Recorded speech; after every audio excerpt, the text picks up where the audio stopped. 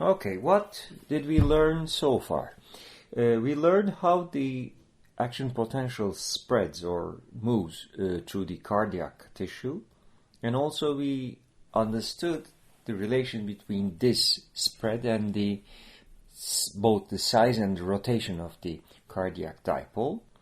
And also we learned how to relate the potentials we're going to measure from the derivations and the cardiac dipole.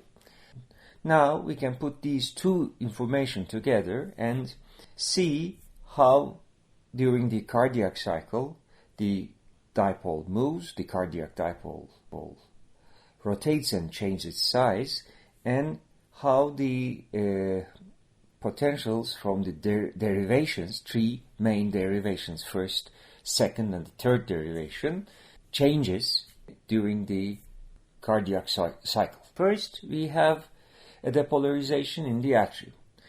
And the depolarized tissue is shown in gray, shaded in gray here also. And also you can see the three projections of the cardiac dipole onto the three main derivation axes. First, you have no dipole because the whole tissue, the cardiac tissue, is polarized, completely polarized. So there's no cardiac dipole. Then the action potential starts, and it starts to spread through the atria, which creates a dipole.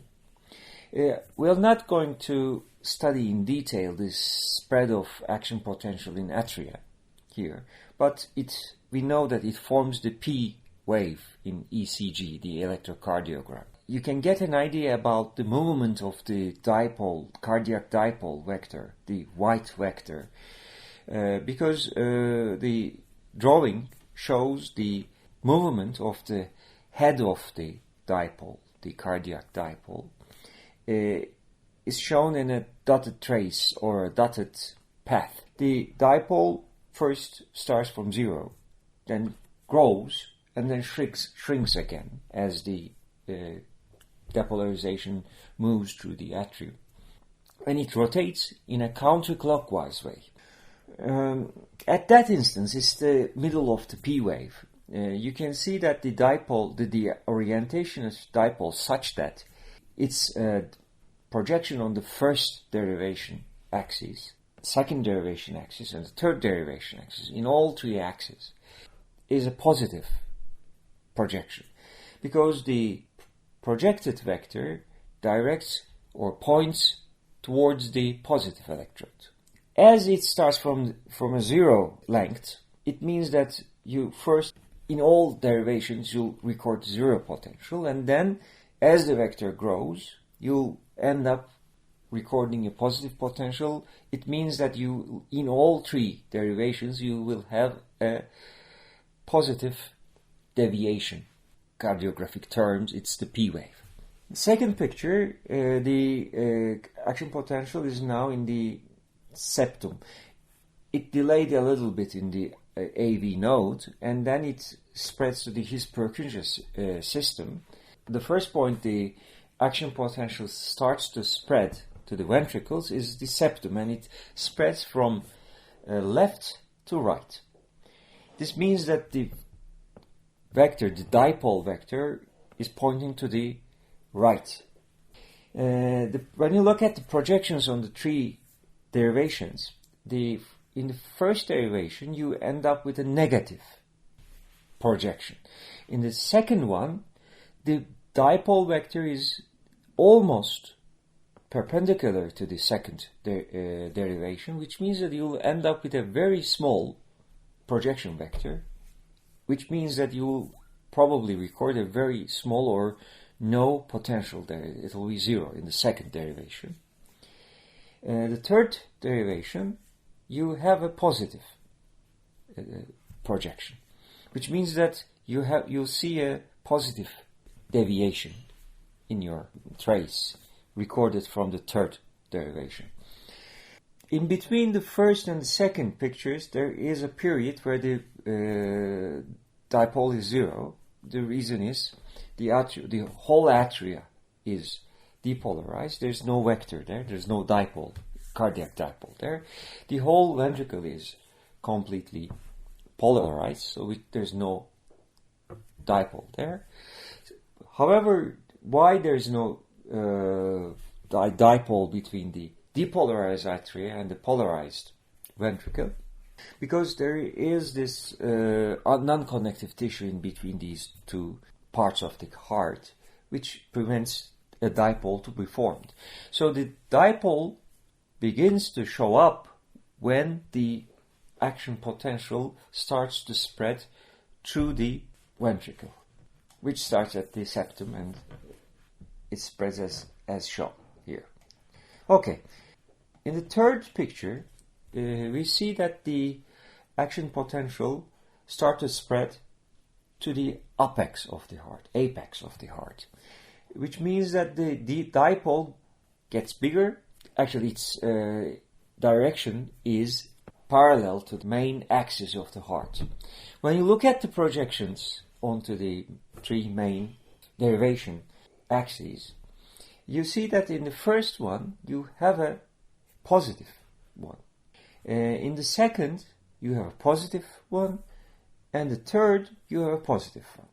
But the thing is, in the first one, before this instance, you used to have a negative projection, which means that you record a negative potential, and then now it starts to cross the zero axis and starts to move towards a positive potential. In the second one, you come up from a very small vector, maybe a small negative potential or a very small positive potential, but you go, you see a growing positive potential in the second derivation. These are R waves because the first positive wave is the R.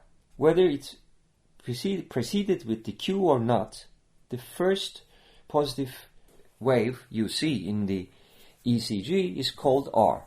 So in the first derivation, you've just seen the Q wave, which is the first negative wave, and then probably you see a very small Q in the second derivation, or none. Definitely you didn't see the Q in the third derivation. You start with the positive wave because you always had a positive projection on the third derivation. But as the cardiac vector turns counterclockwise, it means that it's getting more and more perpendicular to the third derivation, which means that the projection on the third derivation is getting smaller and smaller. You can see on the fourth picture that depolarization is spreading only in the left ventricle, so the cardiac dipole is really getting bigger and turning to the left, really left, which means that it's almost perpendicular to the third derivation. The potential recordings had to go down to zero, and if the vector, and it will, continue to turn left, then you'll start to see a negative projection on the third derivation. On the first and second, you only see a positive derivation, and it's getting bigger because the cardiac dipole is getting bigger, which means that the R is going up in the first and second derivation. But in the third one, you end up seeing an S, the second negative wave. Q is the first negative wave, and S is the second negative wave. When we continue, we will see that the depolarization almost spread all through the left ventricle, and it's about to cover all the ventricle. So the vector has turned to the left quite a bit, but it's shrunk a lot.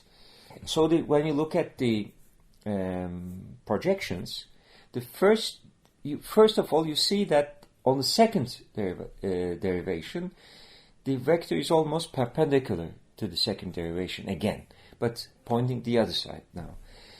So you must see a very small projection on there. So the R wave is coming to an end in the second derivation. In the first one, you also still see a positive derivation, but as the length of the cardiac dipole is shrinking, so the size of the projection vector on the first derivation is shrinking, so the R wave is coming down, it's diminishing in strength. When you look at the third derivation, you still have a negative projection there, but as in the case of the first one, as the size of the cardiac dipole is getting smaller, there you also see this S wave is getting smaller because the projection is getting smaller. So in the sixth, you see that the cardiac dipole has vanished because the whole ventricle is depolarized, so there's no vector there. And then you start to see the repolarization of the cardiac tissue. Again creates a dipole. But repolarization does not spread as depolarization spreads.